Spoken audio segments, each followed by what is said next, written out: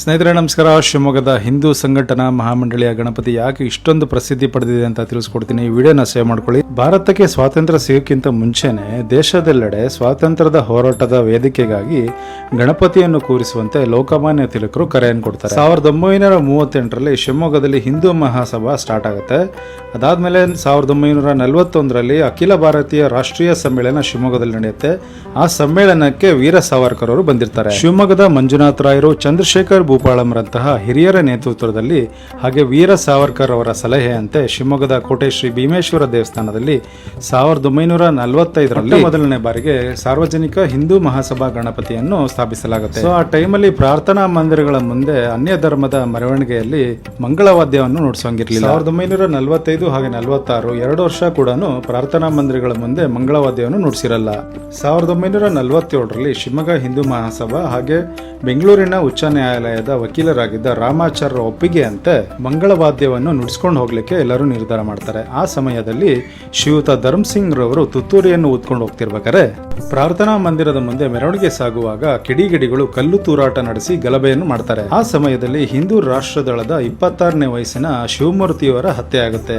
ಅವರ ನೆನಪಿಗೋಸ್ಕರ ಸ್ಟೇಡಿಯಂ ಪಕ್ಕದಲ್ಲಿರೋ ಸರ್ಕಲ್ಗೆ ಶಿವಮೂರ್ತಿ ಸರ್ಕಲ್ ಅಂತ ಹೆಸರು. ಗಲಾಟೆ ಸಮಯದಲ್ಲಿ ಗಣಪತಿ ಮೂರ್ತಿಗೆ ಕಲ್ಲು ತೂರಾಟವಾಗಿ ಗಣಪತಿ ಮೂರ್ತಿ ಭಗ್ನವಾಗುತ್ತೆ. ಸೊ ಆ ದಿನ ಗಣಪತಿ ಮೂರ್ತಿಯನ್ನು ದೊಡ್ಡಪೇಟೆ ಸ್ಟೇಷನ್ ಅಲ್ಲಿ ಇಟ್ಟು ಮಾರನೇ ದಿವಸ ವಿಸರ್ಜನೆ ಮಾಡಲ್ಲ. ಈ ಮಂಗಳವಾದ್ಯದ ವಿಚಾರ ಬೆಂಗಳೂರು ಹೈಕೋರ್ಟ್ ಮೆಟ್ಲೆ ಇರುತ್ತೆ. ಸತತ 3 ವರ್ಷ ಈ ಕೇಸ್ ನಡೆಯುತ್ತೆ.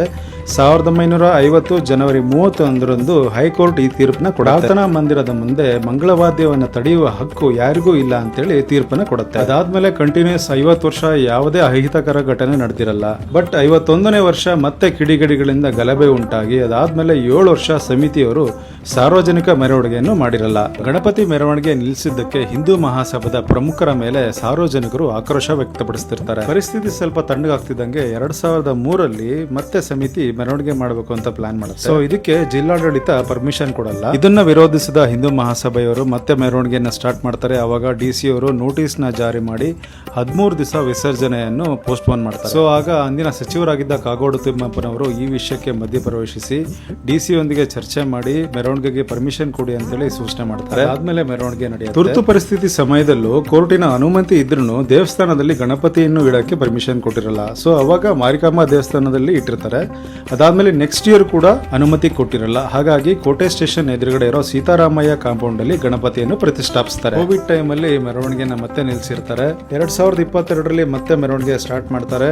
ಅದಾದ್ಮೇಲೆ ನಿಮಗೆ ಗೊತ್ತಾಗಿದೆ, ಪ್ರತಿ ವರ್ಷ ಲಕ್ಷ ಜನ ಸೇರ್ತಾರೆ. ರಾಜಬೀದಿ ಉತ್ಸವ ಎಷ್ಟು ಜೋರ್ ಇರುತ್ತೆ ಅನ್ನೋದು ಇಡೀ ಜಗತ್ತೇ ನೋಡ್ತಾರೆ. ಶಿವಮೊಗ್ಗನ ಕೇಸರಿಮಯ ಆಗಿರುತ್ತೆ. ಜನ ಸಾಗರನೇ ಹರಿದು ಬರುತ್ತೆ. ಹಿಂದೂ ಕೇಸರಿ ಅಲಂಕಾರ ಸಮಿತಿಯವರು ಇಡೀ ಊರ್ನ ತುಂಬಾ ಚೆನ್ನಾಗಿ ಅಲಂಕಾರ ಮಾಡಿರ್ತಾರೆ. ಇದೇ ತಿಂಗಳು ಸೆಪ್ಟೆಂಬರ್ 17ನೇ ತಾರೀಕು ರಾಜಬೀದಿ ಉತ್ಸವ ಇರುತ್ತೆ. ಬನ್ನಿ ಎಲ್ಲರೂ ಪಾಲ್ಗೊಳ್ಳೋಣ. ಹಾಗೆ ಶಿವಮೊಗ್ಗದ ಜಿಲ್ಲಾಡಳಿತ, ಪೊಲೀಸ್ ಡಿಪಾರ್ಟ್ಮೆಂಟ್ ಹಾಗೆ ಶಿವಮೊಗ್ಗದ ಹಿಂದೂ ಸಂಘಟನಾ ಮಹಾಮಂಡಳಿ ಎಲ್ಲ ಪ್ರಮುಖರು ಹಾಗೆ ಕಾರ್ಯಕರ್ತರಿಗೆ ನನ್ನ ತುಂಬ ಹೃದಯದ ಧನ್ಯವಾದಗಳು. ಯಾಕಂದ್ರೆ ಎಲ್ಲಾ ಪ್ರೋಗ್ರಾಮ್ ತುಂಬಾ ಚೆನ್ನಾಗಿ ಅಚ್ಚುಕಟ್ಟಾಗಿ ಮಾಡ್ತಾರೆ. ಹಾಗೆ ನಿಮ್ಮೆಲ್ಲರಿಗೂ ಗೌರಿ ಗಣೇಶ ಹಬ್ಬದ ಶುಭಾಶಯಗಳು. ಹಾಗೆ ವಿಡಿಯೋನ ಎಲ್ಲರಿಗೂ ಶೇರ್ ಮಾಡಿ. ಇದೇ ತರ ವಿಡಿಯೋಗೆ ನೋಡ್ತಾ ಇರಿ ಅರೌಂಡ್ ಶಿವಮೊಗ್ಗ. ಮತ್ತೆ ಮುಂದಿನ ವಿಡಿಯೋದಲ್ಲಿ ಸಿಗ್ತೀನಿ. ಜೈ ಹಿಂದ್.